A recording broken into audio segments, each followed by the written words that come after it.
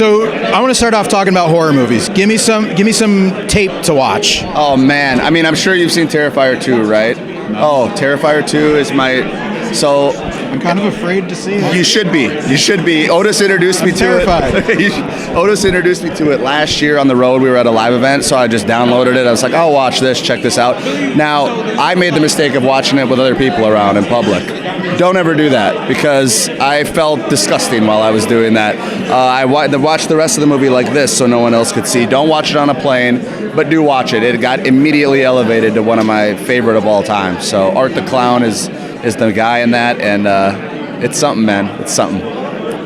Anything a little more friendly to the public? A little more friendly. I mean, we're kind of towing the line with horror, but... Yeah. I mean, well, if you're an Exorcist fan, I don't know if you watched the original, but the new one that came out this fall, I also went and saw with Otis and my mom. That was kind of our tradition. But that was good, and it was not as gory, not as graphic as Terrifier 2. So check that one out. I liked it. I enjoyed the story. But there's a lot of good horror out there right now, man. We're in a good time period.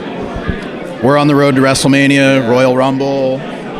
It's the official start. Yeah. How does Alpha Academy, how do you ensure Alpha Academy is part of WrestleMania? What do you have to do to get ready? Whether it's be consistent, what do you have to do to get a spot in Philadelphia?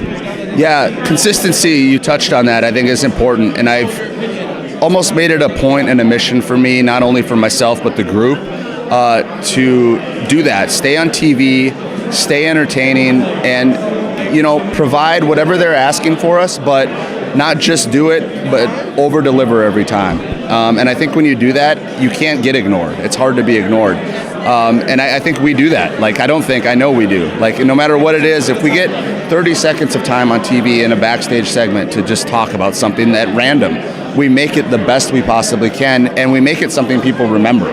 And, the powers that be noticed that, and, it paid off last year in a sense that whether it was just all the, entertainment skits, all the matches, everything we did all year long, and we thought we were going to be left off WrestleMania, and last minute, Otis and I got this chance at that showcase match, and what I would call one of the best matches of the entire weekend. And so my whole thing is, if there's not always something, immediately present that you're involved in, you can't just, let that frustrate you and complain and moan we've seen people do. You have to just keep pressing forward, stay consistent, and deliver, and magic happens, man. We've proved it. Would that be your favorite WrestleMania moment? Do you have one? I think if I had to pick a favorite moment, it would be the suplex on Braun Strowman, because that was my specific moment that I've had so far.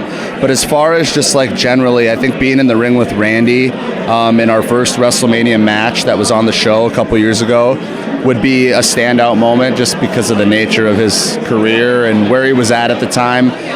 We were really having a great program with him, and anytime you can be in the ring with him is special, but to do it at WrestleMania is something else. So that's probably my standout.